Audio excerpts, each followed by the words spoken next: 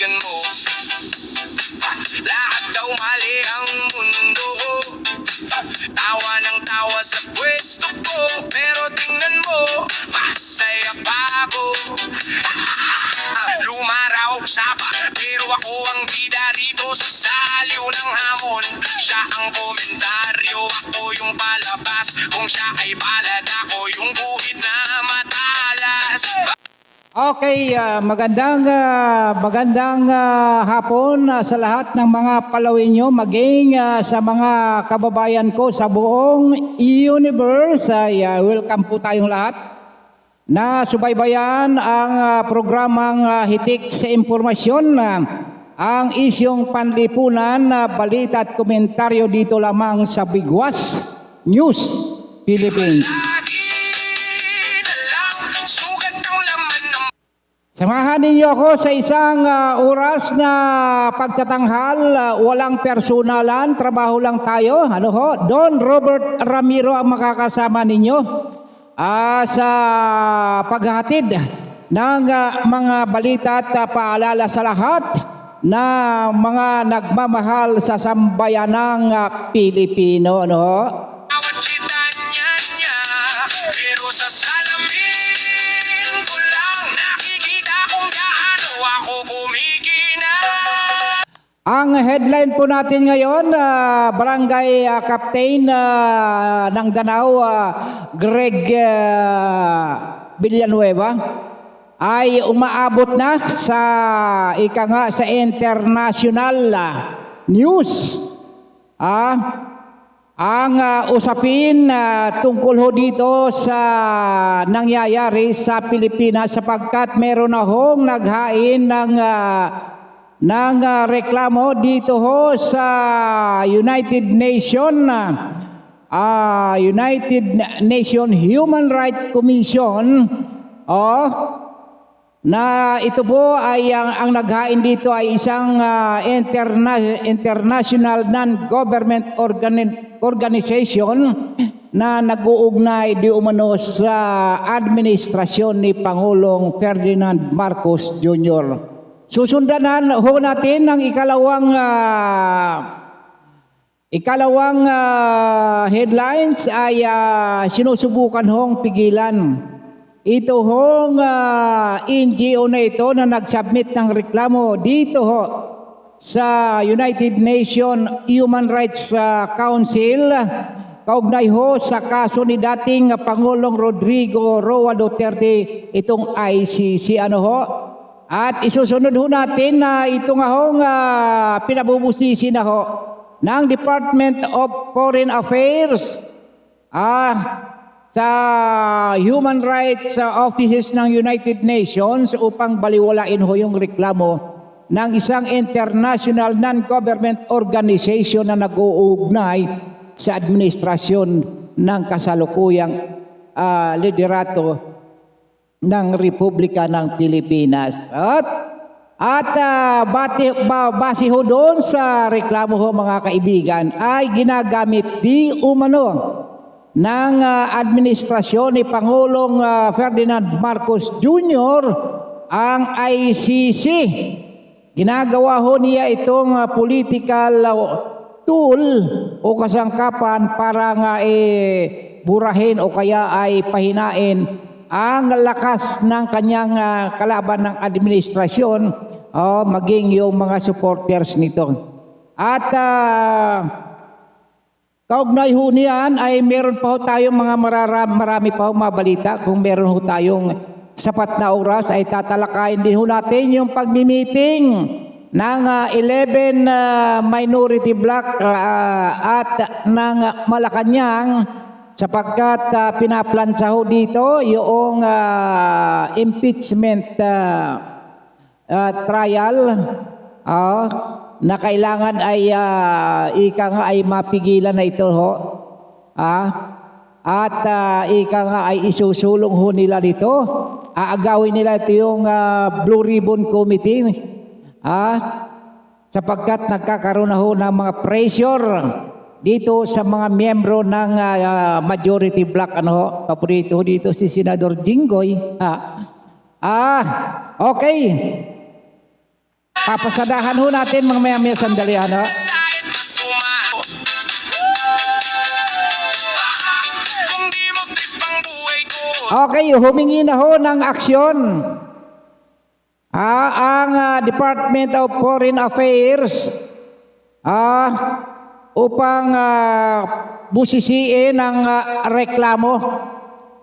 Ang reklamo laban sa administrasyon ni Pangulong Marcos Jr.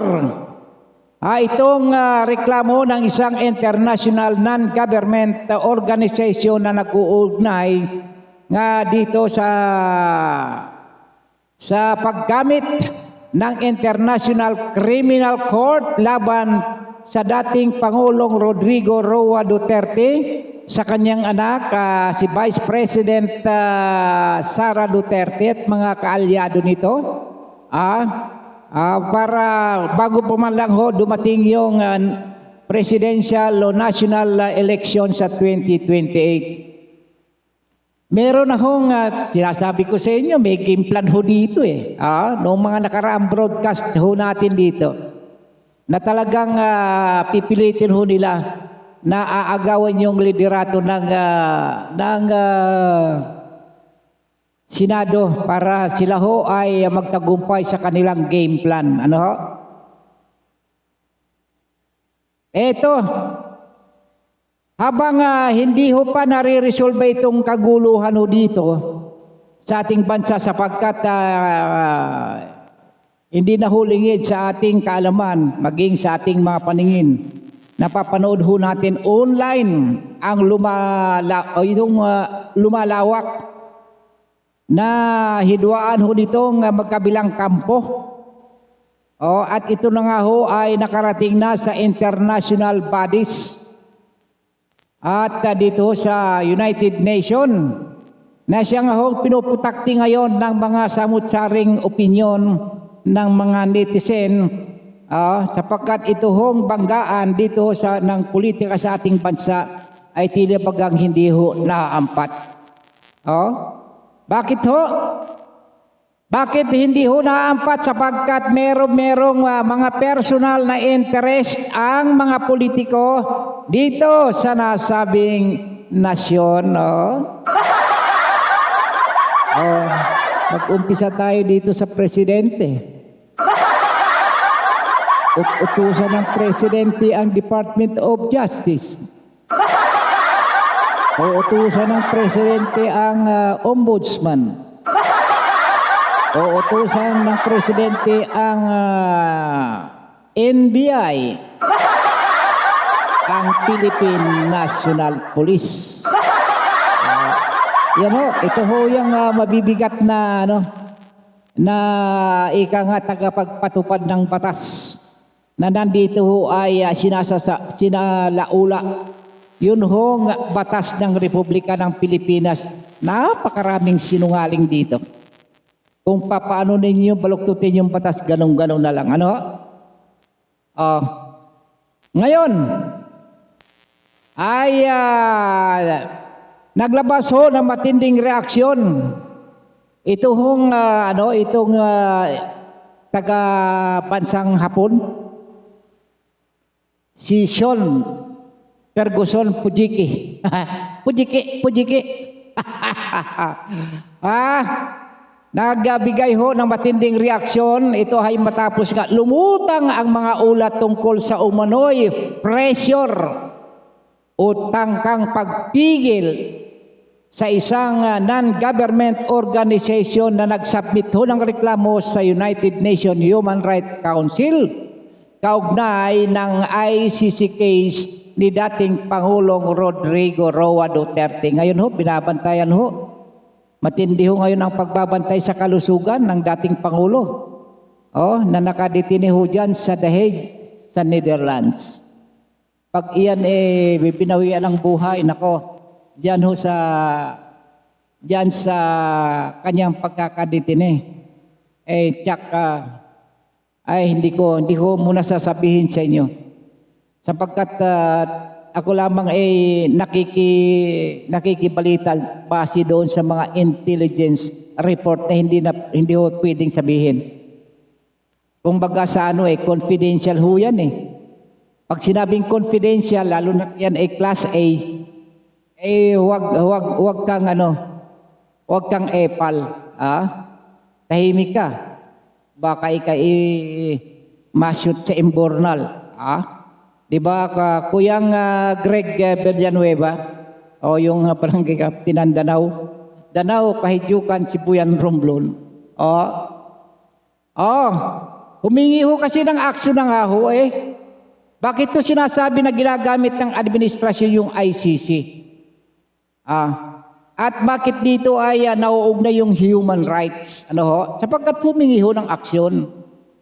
Itong Department of Foreign Affairs o DFA sa Human Rights Offices ng United Nations upang baliwalain ang reklamo ng isang international non-government organization na nakuugnay sa Pangulong Ferdinand, excuse me po, na nag-uugnay kay dating Pangulong Rodrigo Roa Duterte bago sumapit ang 2028 election. Baka pagkakaroon naman ng malay-malita dito ay wala na hong pera ang bangkarote na ang kapirahan ng gobyerno. Kaya ho, tinatanong na ho ng Executive Department, meron pa ba kayong mga dyan? Meron pa ba kayong pondo dyan? Dito sa mga ahensya ng gobyerno?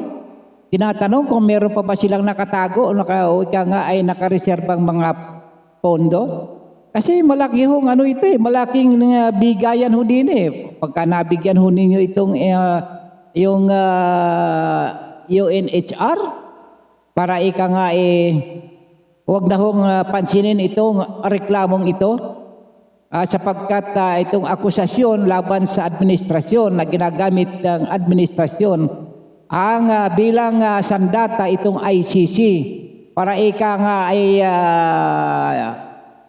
alisin yung mga sagabal sa administrasyon ng Pangulong Ferdinand Marcos Jr. Kaya ho yung pag-aresto kay Senador Bato de la Rosa, ayun hong arrest warrant hindi ho galing dito sa Korte ng Republika ng Pilipinas. Yan ho ang ginagamit na arrest warrant yan ho ay mula sa ICC. Yan ay sabi ng DILG, ang ipinatutupad na arrest warrant ay galing sa yung hawak-hawak ni dating Senador Sonny Trillanes. Pero yung government court natin sa Pilipinas hindi ho. Hindi ho nag-i-issue. Ibig sabihin, sinusunod ng Republika ng Pilipinas ang utos ng ICC na dakpin. Kalat ka rin. Isakay na sa eroplano yan si Senador Bato na nagtatago ngayon. Kaya lang ang inaalala ko rito mga kababayan ko nang ito kumanta ng awit ng mga Marines. Baka hindi ho ninyo mahuli ito ng buhay at baka kayo itablahin na rin.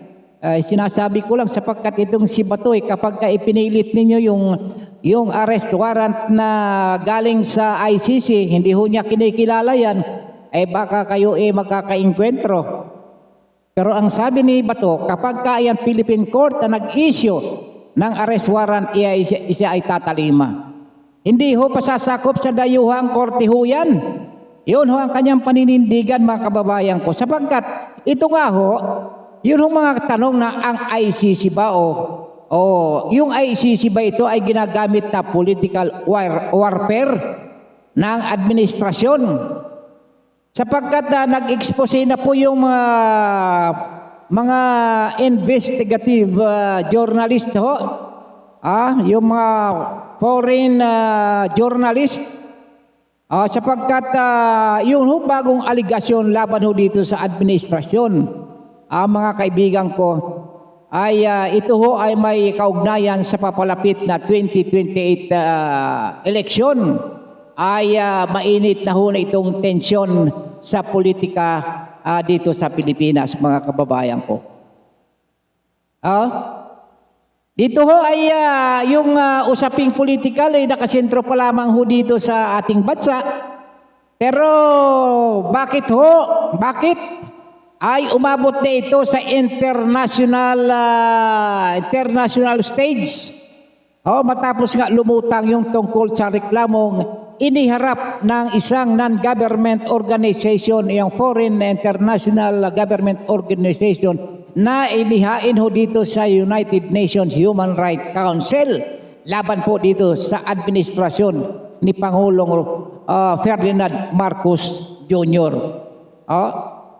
Sapagkat sinasabi ho mga kababayan ko ay ginagamit umano ang ICC ng administrasyon bilang political weapon laban ho dito sa grupo ng mga Duterte, sa pamilyang Duterte at mga kaalyado.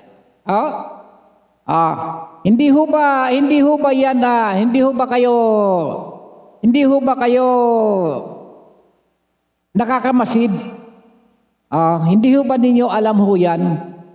Yung laro ho, yung tinatawag nilang power play dito ho sa politika sa ating bansa. Sapagkat meron hong kontrobersyang binabanggit dito sa reklamong iniuugnay nga ho, na iniugnay, ibig sabihin, dinala ho diyan sa UNHRC, yung foreign investigative report. Meron na hong investigative report yung dayuhang bansa, yung mga journalist ho diyan, isa ho dito sa mga lumulutang ho diyan ay yung Formula 1 table controversy. Ano ho yung Formula 1 table controversy? Ano ho yan? Teka nga, titingnan nga natin ho din eh. Ito hong, iyon ho ay kinasasangkutan ho ng isang Malaysian business tycoon ano ho. Na ito ho ay mukhang mukhang malaki-laki din ho ang bayaran din eh. Ito ho ay merong connection ho may connection ho ito sa negosyo. Hindi lang negosyo, politika, at merong government contracts. Yung mga kontrata ho niyan, isa ho sa mga kontrata kung paano. Paano ba natin alisin itong mga kalabang ko rito eh? Parang ika nga ay yung hari sa isang kaharian, kapag ikaw ay sumuway, talagang aalisin ka dyan by all means. Ito parang tayong martial law dito eh. Ang sabi nga na iba, si martial law na raw dito ang Pilipinas eh. Sabi nila hindi ako misabi. Sapagkat itong sinasabi nilang F1 Formula 1 table controversy na umunoy may connection sa negosyo at politika at may kaakibat rito mga kontrata ng gobyerno, ito ho ay inilantad ng mga foreign investigative journalist. At sapagkat lumalalim ho talaga ang political tension dito sa ating bansa. Mamaya sasabihin, meron na hong pagpupulong eh. Yung administrasyon at ng 11 minority bloc. Diyan sa Senado. Nagpulong na eh. Kaya ang sinasabi ho natin dito ay dapat ho tayo maging aware.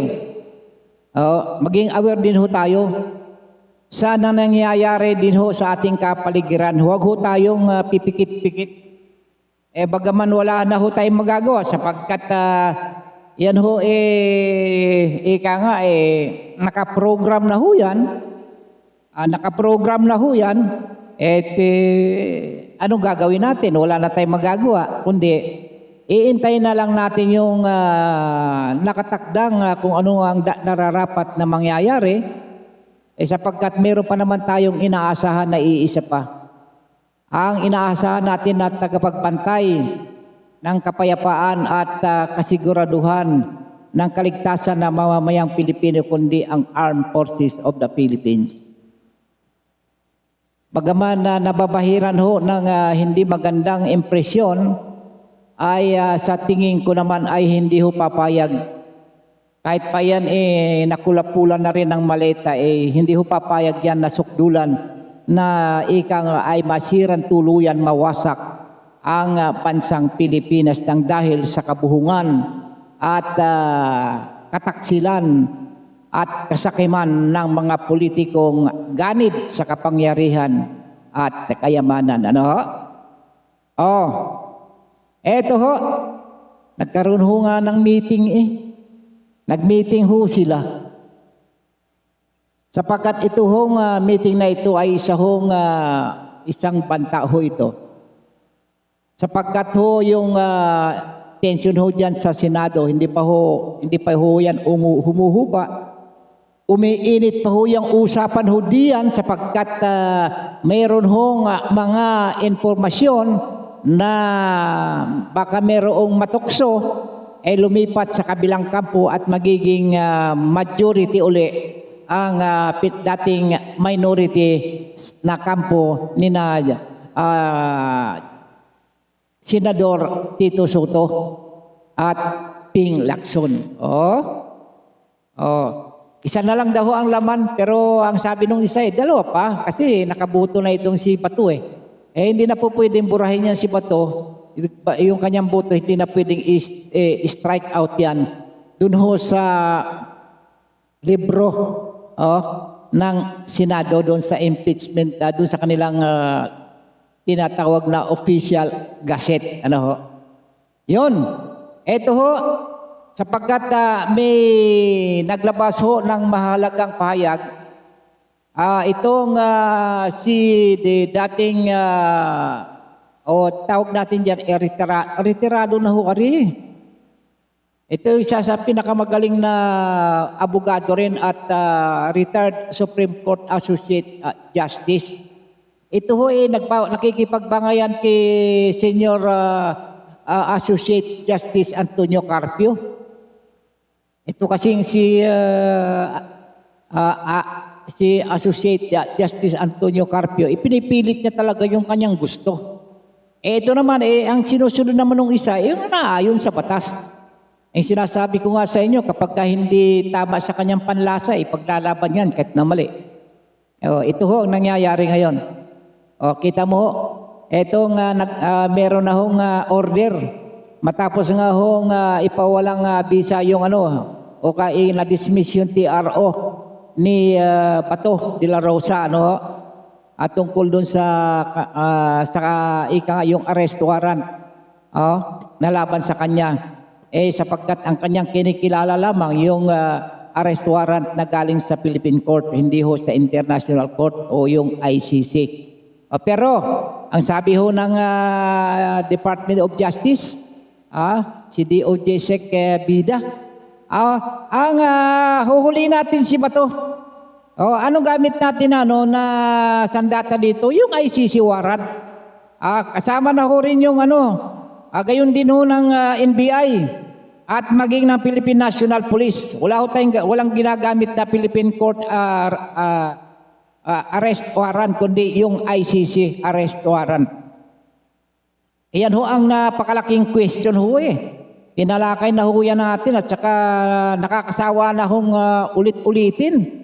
Mga legal luminaries pa ang nagtalakay ho dyan. Kaya lang ang titigas talaga ng yung pa parang hindi nakakainti. Pag sinabing bawal, bawal. Pagka sinabing, hoy, bawal kang dumaan dyan. Sir, kasi ako pilay ho ako, kaya gusto kong dumaan dyan. Ang dami mga palusot. Ganyan ho ang natin dito. Ibig sabihin, yung tama yung sinabi ni nung mga kritiko, yung mga ay matitino, hindi ho nila kayang sikmurain yung bend the law, change the law. Pero ang dami hong matitigas ang mukha din sa ating gobyerno. Huwag kang magsasabi, huwag kang magsusumbong na meron ng nakawan dito, nakawan doon. Huwag kayo nagsumbong ka, tanggal ka sa trabaho. Oh, papalitan ka na. Huwag kang huwag kang sisiga-siga dyan na ikaw meron kang i-expose laban dyan sa gobyerno, yung katiwalian sa gobyerno. Dahil siguradong hindi ka mapupromote. Promoted ka pabagsak, pababa. Yun daw meeting ho dyan nangyari ho, meeting ng Malacanang, kasama daw ho yung 11 minority. Meron ho mga aligasyon ho dito. Na nag-viral pa nga ho yan sa isang FB post na itong 11 minority members ay nakipagpulong ho kay PBBM. Ano ang pinagpupulungan ho ninyo? At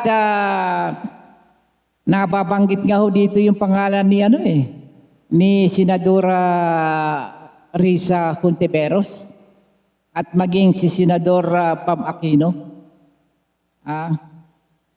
Na siyang pinag-uusapan na ho ng mga netizens. Hindi ho ito sa mga barberiano, online ho. yung kanilang ho usap-usapan dito. At ang kanilang flavor, yung gusto ho nila, yung kumbaga Ricardo. Nabanggit na ho rin natin yung mga vulnerables na kapag hindi kita nakuha sa usapan, sa magandang usapan, di doon tayo sa ombudsman. Si Jinggoy, Senador Jinggoy. Si Senador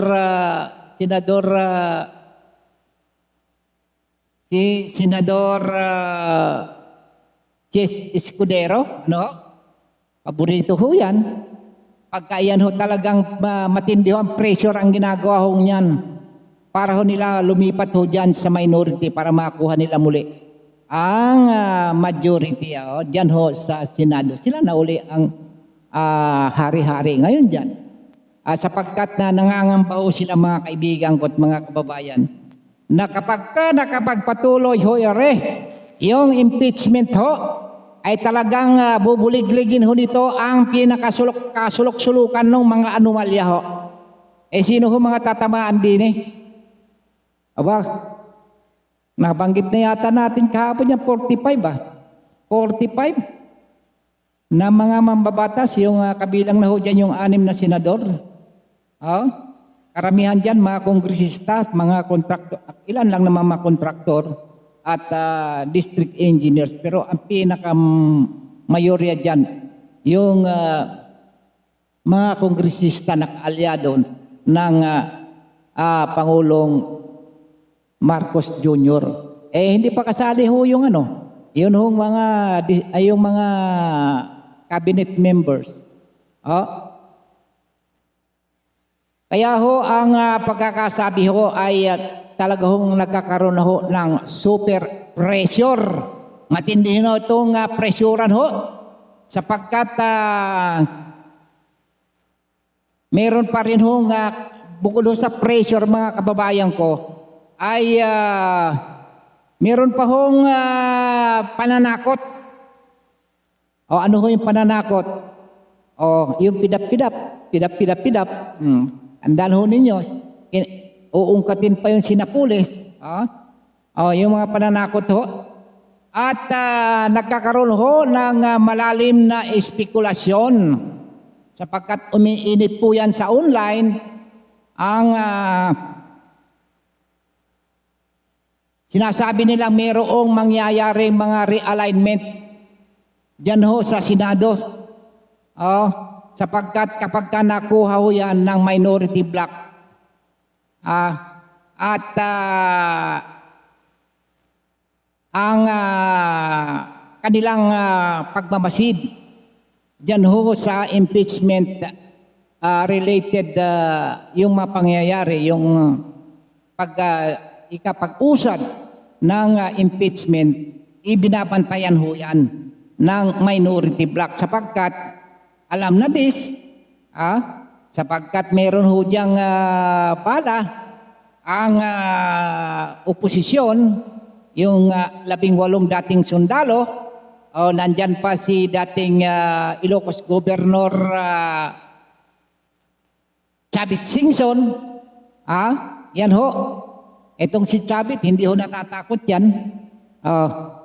Yan ang sinasabi ho natin. Kaya ngayon ho ay nauulaga ang mga nasa administrasyon ni Pangulong Ferdinand Marcos Jr. Bagaman ho hati ho ang mga reaksyon ng ating mga kababayan na may hawak-hawak ng kanilang mga gadgets. Matatawa ka na lang minsan Dahil nga ho dyan sa matinding bangayan dyan ho sa Senado, na kinabibilihan ng mga hepe ng mga ahensya. Dyan ho natin malalaman, mga kababayan ko. Sapagkat meron ho lamang akong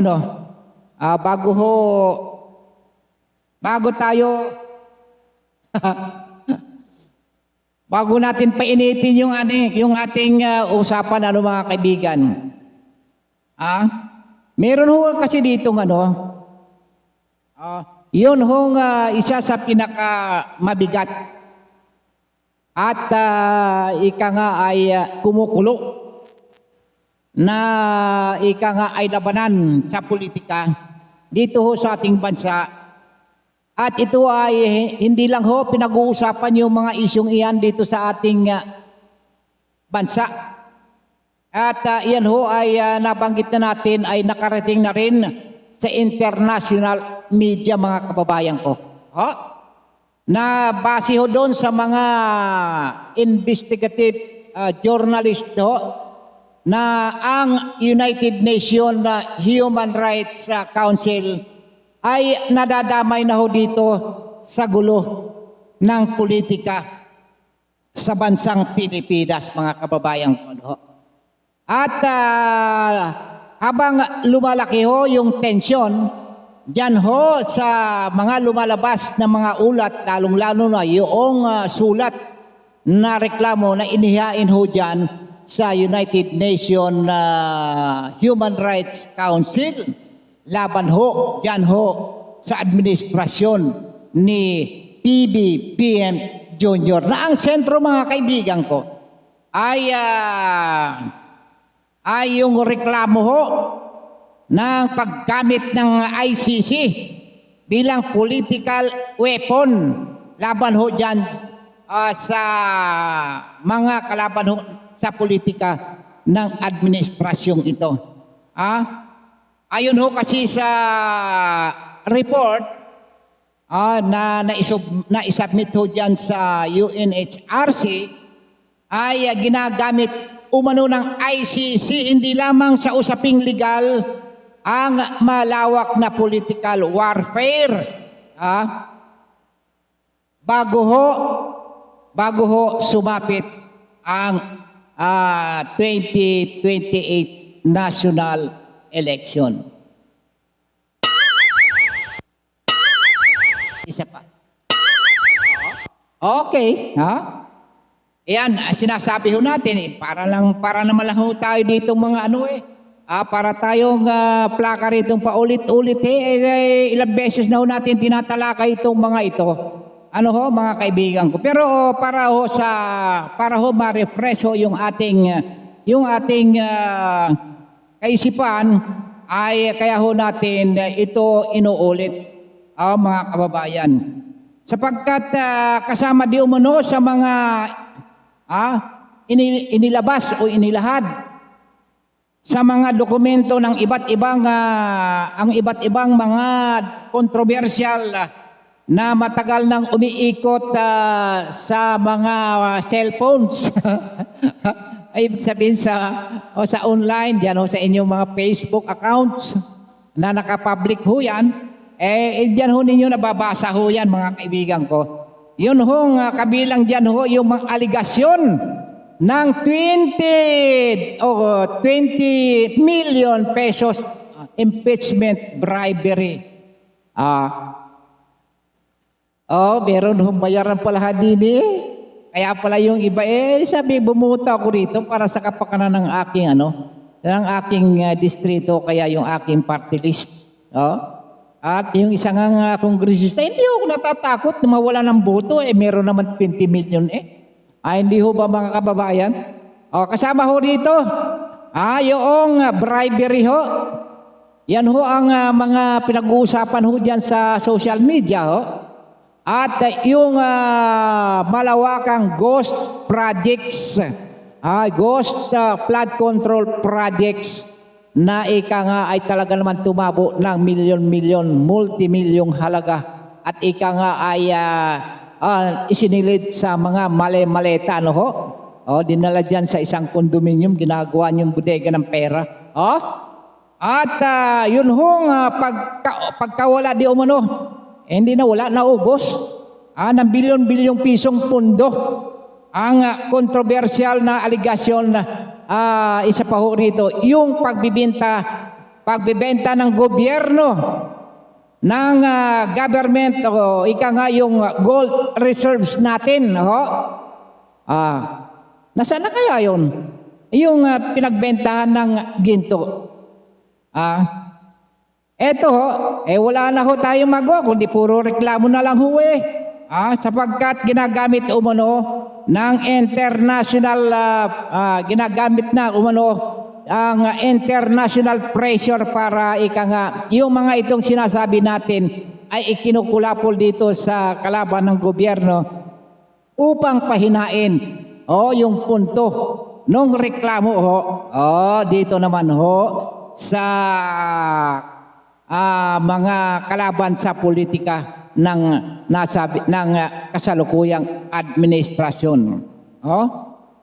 Meron hong hiling ho rito, may kahilingan ho dito. May hiniling ho dito sa United Nations Human Rights Council.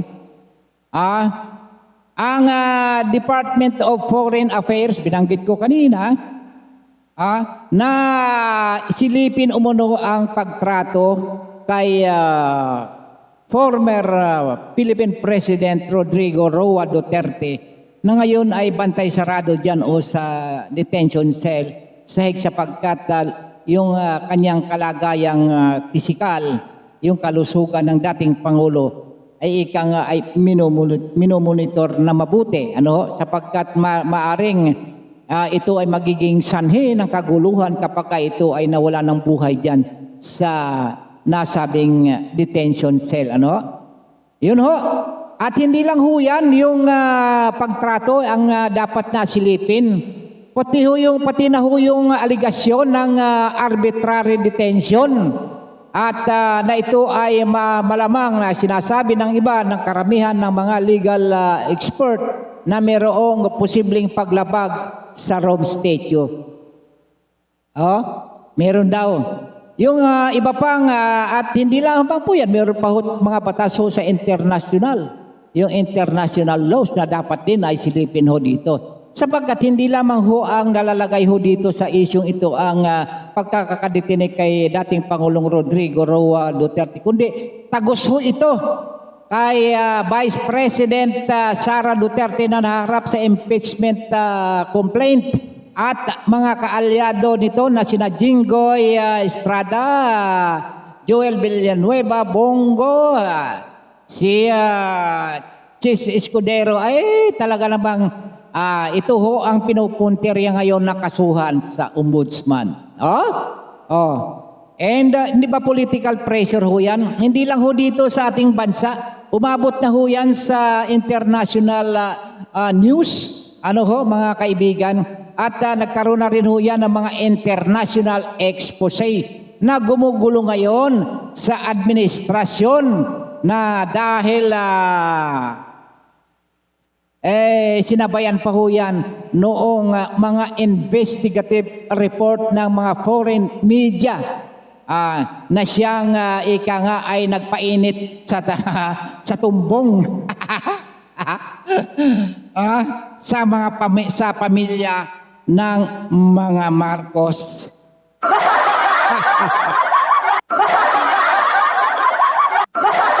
Ayon ho kasi sa investigative report mga kababayan ko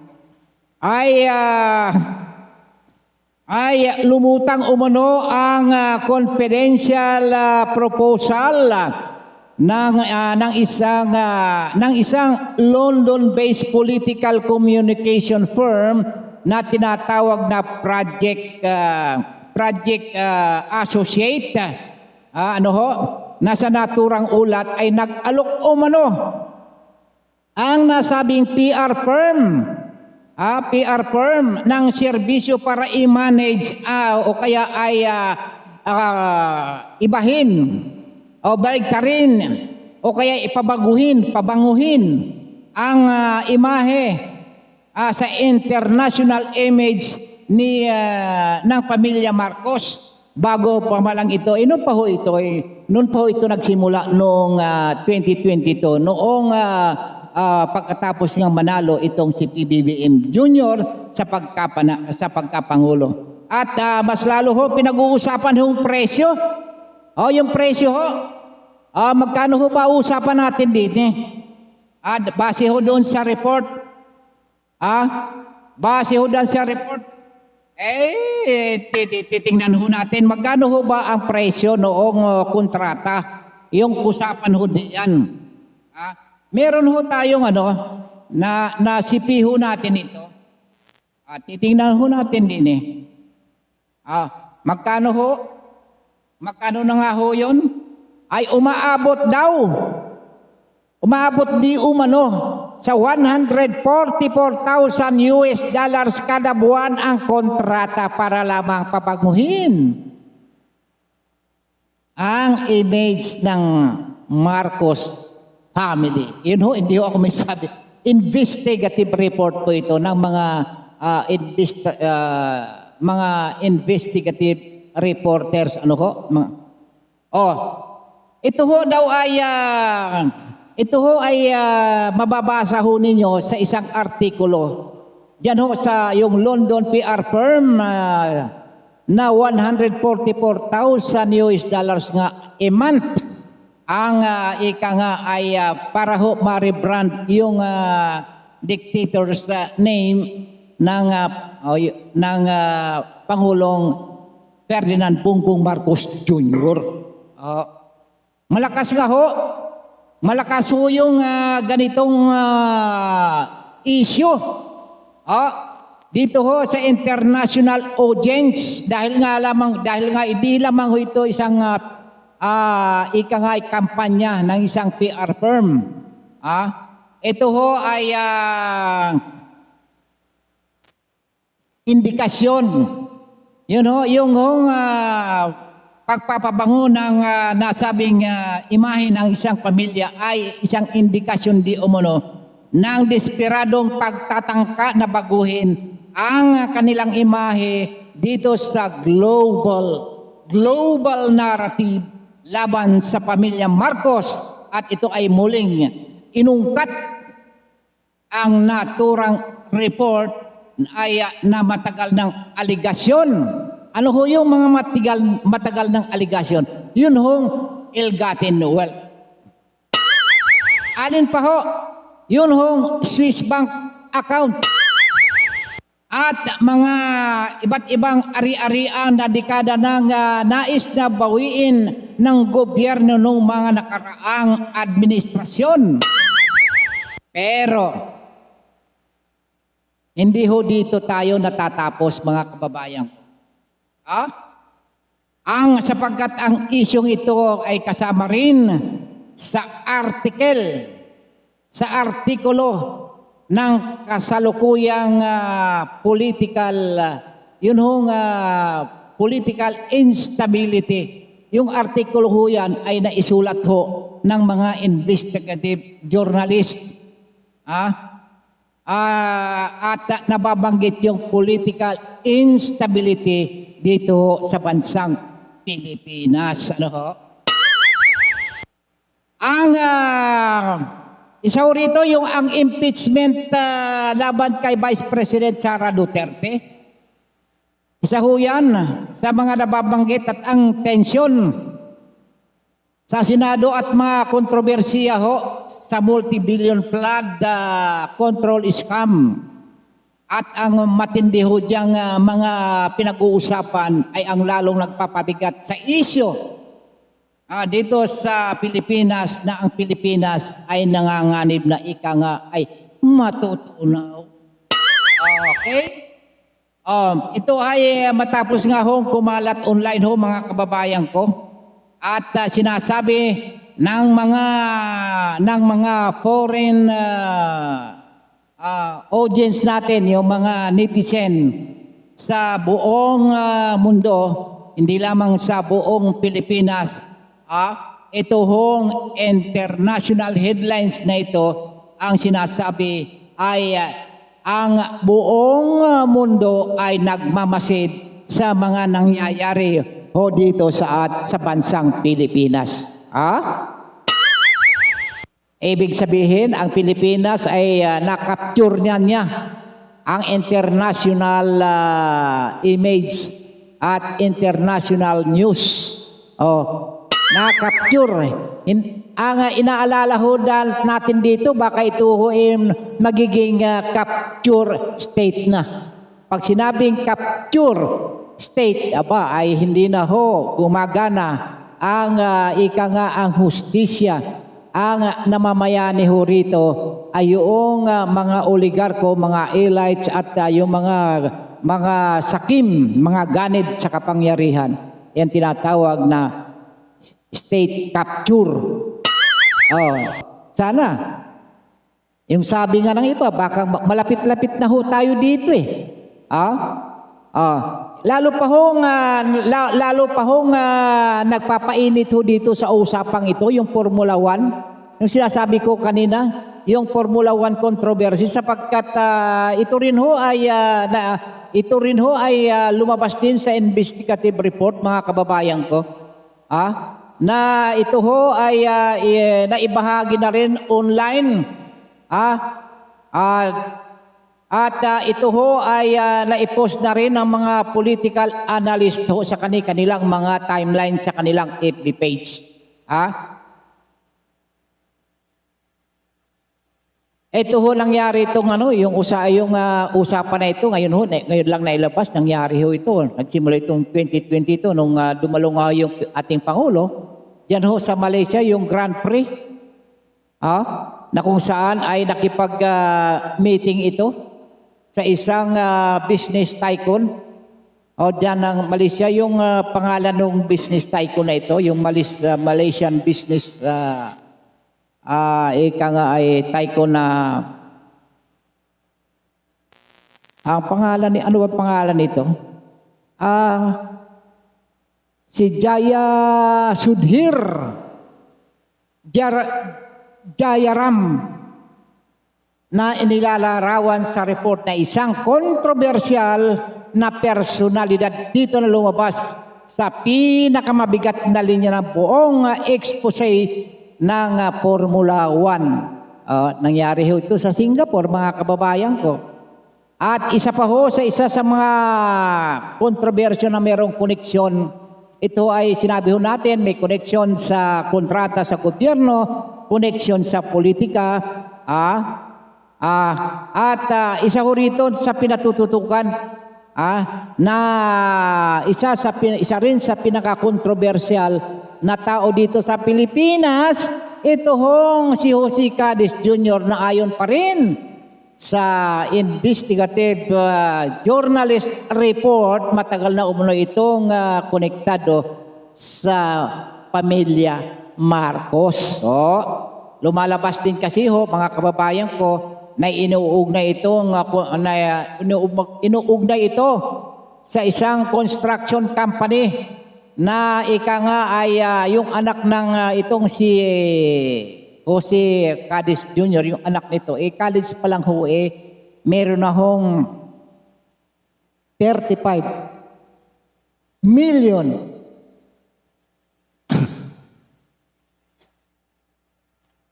Ano ho yun? Pesos. 35 billion pesos.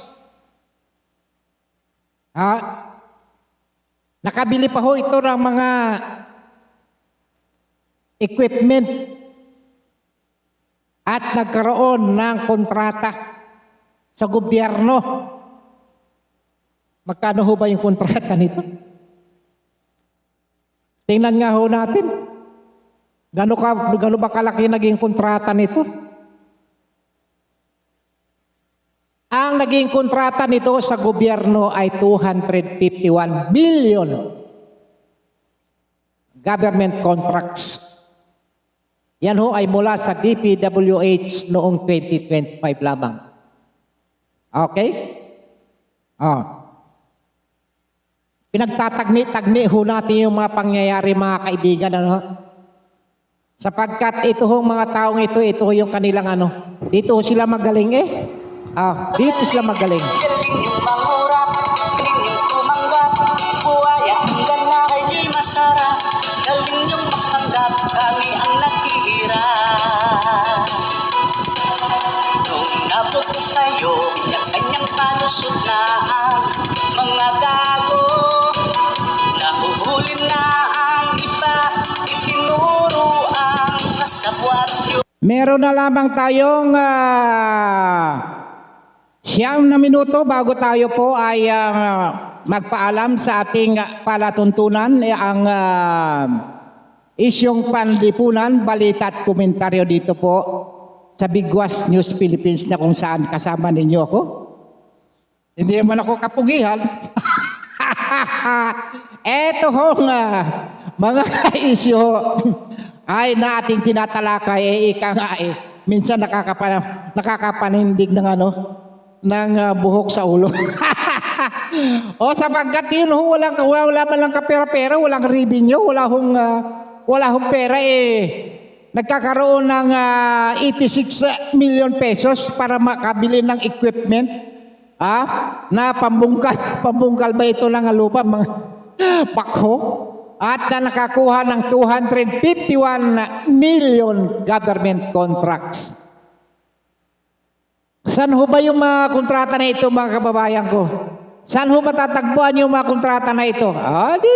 Base pa rin ho sa investigative report, mga kababayan. Yun hong mga kontrata ay doon ho matatagpuan sa baluarte ng Marcos family sa Ilocos Norte. Hindi lamang ho yung issue lang yan, mga kaibigan ko. Sapagkat dyan ho sa Ilocos province, sa pamilya Marcos, dyan ho matatagpuan yung sinasabing 251 million pesos government projects, contracts. Yun ho ay pinuntahan ng mga vloggers May mga putol-putol hindi ho, meron pa ho nakatago yata sa mga damuhan na yung yung karatula. Ano pa yun? Ito ho. Yun hong pera ho dyan. Saan ho kaya yun ho kinuha? Ay may nagsasabi-sabi ho, galing din ho yan sa mga budget insertions alam na din. Nagsama-sama na kayo 6 na minuto na lamang tayo, mga kaibigan. Kaya ang tawag namin sa inyo, kaldo. Tigilan ho natin yung pang-aasar sa inyo sapagkat talaga namang kahindik-hindik karimari-marim ho yung Buhay masarap. ika nga yung magalawan yung game plan at saka galawan dyan sa politika, mas mabuti bang magpaalala tayo sa mga kababayan natin, para ho doon sa mga nagmamahal sa kanilang pamilya at kanilang mga sarili, mga kababayan ko, maawa kayo sa inyong pamilya at sarili ho ninyo. Sapagkat huwag na ho kayong manigarilyo. Hindi ho ko galit sa mga manufacturer ng sigarilyo. Sapagkat yan naman ho ay ginagabayan ng mga alituntunin ng ating batas. Kaya nga ho pinatawan ho sila ng mataas na buwis, yung sin tax. at yung kanilang mga pakete ay pinalalagyan ng Department of Health ng smoking is dangerous to your health. Kaya po para naman ho kayo, sundan ho ninyo, nasa sa inyo. Kung gusto ho ninyo na kayo ho ay hindi ho pumunta ho kayo sa mga ospital. Ang karamihan ho dyan ay stroke. Stroke.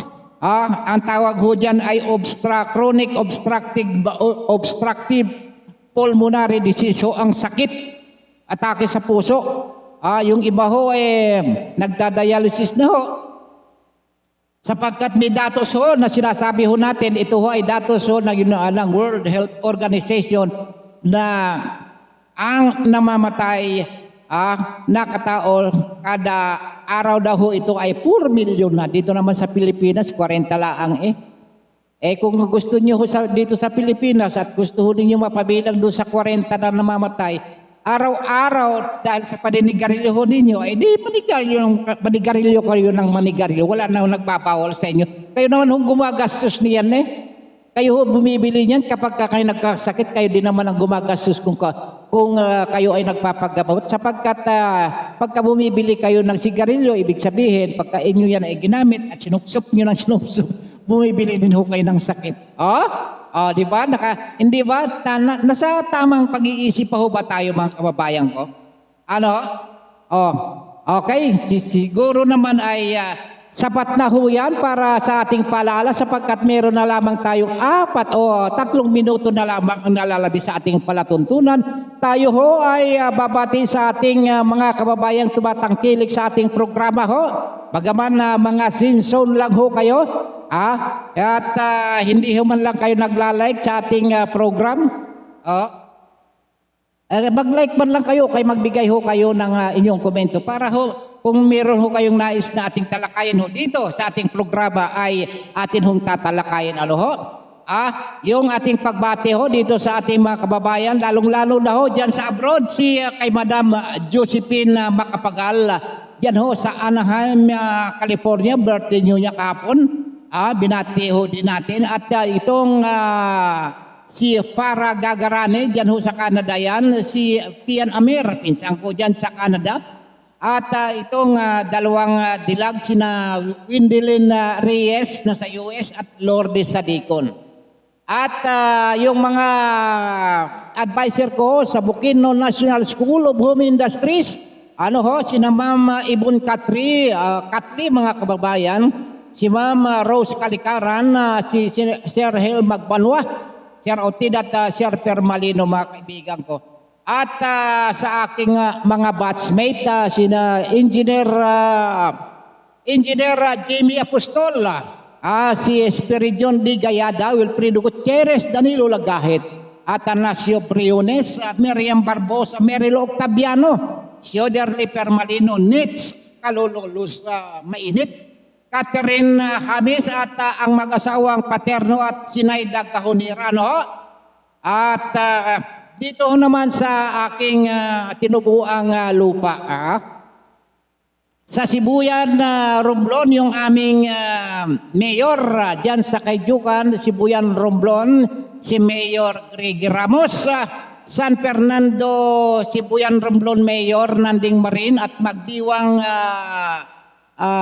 Municipal Mayor Noel Joseph Marin Machon, sa gobernador ho namin, si Governor Trinap Permalo Fabic at si Kong Budoy Madrona, ang aming Lone District Representative Kong.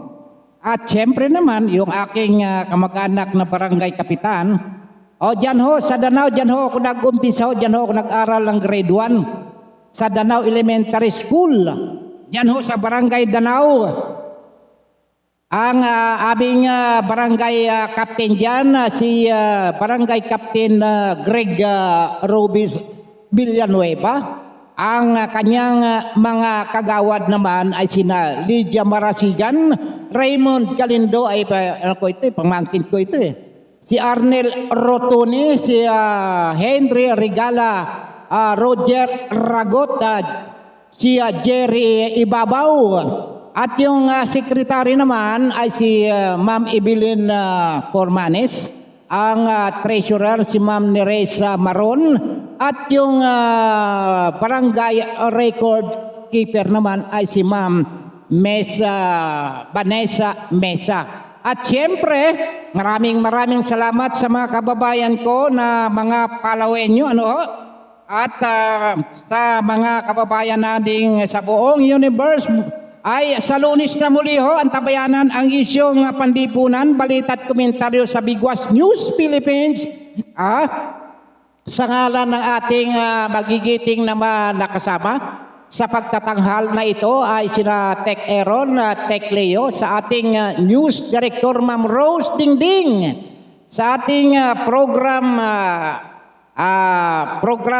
Director Jeff Balahonda, at ating Station Manager Ronnie Dave Abile, sa ating General Station Manager si Ma'am Kaskaraoy, ay laging suki natin yan si Sir Bayani, Alfred Bayani, huwag kang magtatampo kung minsan pag hindi kita nababati, pero nakalista ko dito sa aking listahan ng mga babatiin. Ang inyong ang inyong nakasama ngayong hapon, mga kababayan ko, yours truly, Don Robert Ramiro.